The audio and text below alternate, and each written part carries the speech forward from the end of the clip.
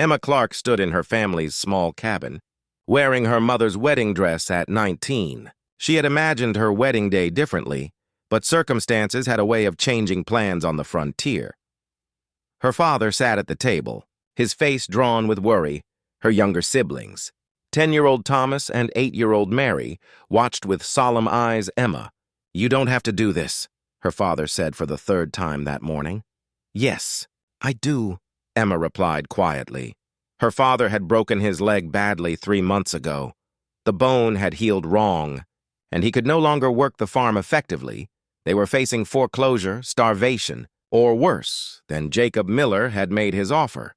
Jacob was a homesteader with land but no family. He was older, maybe 40, weathered by hard work and prairie sun. He needed help running his farm, and Emma's family needed security. The arrangement was simple and transactional marriage. In exchange for paying off her family's debts and ensuring they had food through the winter, a knock came at the door. Emma's mother opened it to reveal Jacob.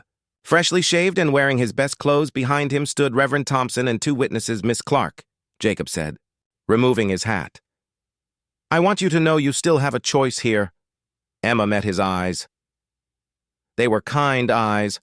She had noticed that before. "I'm ready," she said. The ceremony was brief. Emma's mother cried quietly. Thomas and Mary held hands, trying to be brave when Reverend Thompson pronounced them married. Jacob did not kiss his bride. He simply shook her hand formally. "Thank you," he said quietly. After the ceremony, Jacob spoke with Emma's father. "The money for your debts will be delivered tomorrow," Jacob said, "and I've arranged for supplies to be brought here weekly through winter." "You're a good man, Jacob Miller," Emma's father said, his voice thick with emotion. Jacob turned to Emma. "Would you like to say goodbye to your family privately?" Emma nodded, grateful when she emerged from the cabin with her small bag of belongings. Jacob helped her onto the wagon seat. They rode in silence toward his homestead. Snow had begun to fall, light flakes catching in the lamplight. Finally, Jacob spoke. "Emma, I need to tell you something important before we reach the house." Emma tensed, preparing for whatever was coming. "I know you agreed to this marriage out of necessity," Jacob continued. "And I want you to understand my expectations." He paused, choosing his words carefully. "I need a partner to help run the farm," he said, "someone to share the work and the responsibilities." "But I'm not asking for anything beyond that." Emma looked at him, confused. "The house has 2 bedrooms, Jacob explained. "You'll have your own space, your own privacy. What we build here, if we build anything more than a partnership, will be because we both choose it, not because of a legal document." Emma felt tears prick her eyes. "Why would you do that?" she asked. "Because I remember what it's like to have no choices," Jacob said. "And I won't take yours away, even if the law says I can." They arrived at the homestead. It was a solid cabin, larger than Emma's family home, with a barn and fenced pastures. Smoke rose from the chimney inside. The main room was warm and tidy. Jacob showed her to the 2nd bedroom. It had a real bed, a washstand, and a window with curtains. "This is yours," he said. "The door has a lock, and I'm giving you the only key." He handed her a small brass key. Emma stared at it. "I don't understand," she said. "Most men wouldn't." "Most men are fools," Jacob interrupted gently. "Forced affection builds resentment, not partnership. I'd rather have an honest friend than a resentful wife." Over the following weeks, they settled into a routine. Emma cooked, managed the household, helped with lighter farm chores. Jacob handled the heavy work, taught her about the animals, and treated her with unfailing respect. They ate meals together and talked about the farm, the weather. Plans for spring. Jacob never entered her room without permission. He never made demands or assumptions. He simply kept his promise. One evening, as they sat by the fire after dinner, Emma asked him a question that had been on her mind. "Jacob, why did you agree to this arrangement?" "You could have hired help." Jacob was quiet for a moment. "I was married before," he said finally. "My wife Sarah and I homesteaded here together. She died 4 years ago in childbirth, along with our baby." His voice was steady but sad. "I never wanted to replace her," he continued. But the loneliness was crushing, and the work was too much for one person. When I heard about your family's situation, I thought maybe we could help each other. I'm sorry about your wife, Emma said softly. Thank you, Jacob replied. She was a good woman. We were partners in every sense. That's what I hope to find again. Partnership, respect, maybe friendship. As winter deepened, friendship did grow. Emma learned that Jacob was educated, self-taught through books he treasured. He learned that Emma was clever with numbers and had a gift for animal husbandry. They played chess in the evenings and read aloud to each other.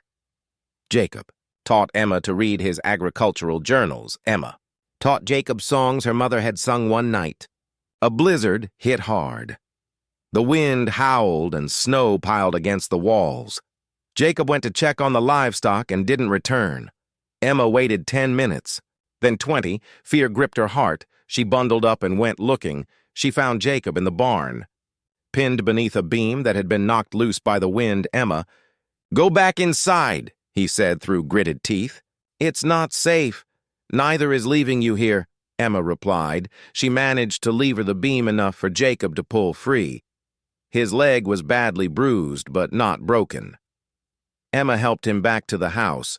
Supporting his weight inside, she helped him to a chair and examined his injuries. "You could have been killed," she said, her hands shaking. "You could have been too," Jacob pointed out. "You didn't have to come after me." "Yes, I did," Emma said fiercely.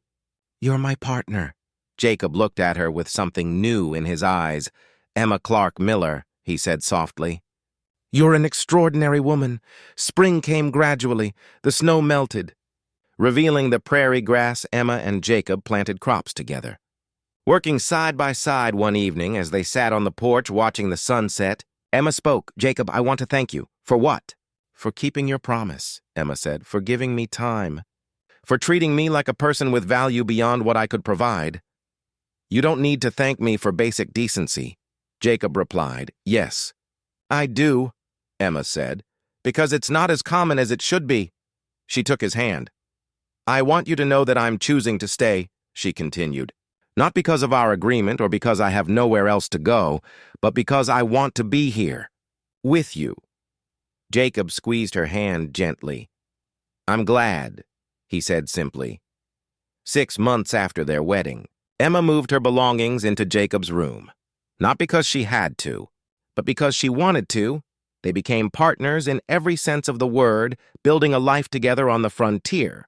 Based on mutual respect and chosen commitment years later, their children would ask how they met. Emma would tell them about the arrangement, about necessity and circumstance, but then Jacob would add the rest of the story, about promises kept and dignity honored, about choosing kindness when the law allowed cruelty, about building love on a foundation of respect rather than obligation. "Your mother married me to save her family," Jacob would say, "and your father gave me the freedom to choose to stay." Emma would add, their children learned that real love wasn't about grand gestures or passionate declarations. It was about daily choices to honor and respect the person you shared your life with. It was about seeing someone's humanity before seeing what they could provide. It was about keeping promises, especially when no one was watching. Emma's siblings thrived, her father's farm recovered, and on Jacob's homestead, a family grew, built not on the transaction that brought them together, but on the respect that made them partners, and the love that grew from truly being seen. Sometimes the best marriages begin with the worst circumstances. Sometimes a promise of freedom creates deeper bonds than chains ever could, and sometimes choosing patience and respect leads to love that never would have grown under pressure. Jacob Miller had made Emma a promise on their wedding day, promise of dignity, choice, and time. And in keeping that promise, he had won what could never be demanded, a partner who stayed not because she had to, but because she genuinely wanted to. That, they both agreed, was worth more than any transaction. If this story moved you, please like, share, and subscribe. Leave a comment about a time when someone respected your boundaries and earned your trust through patience.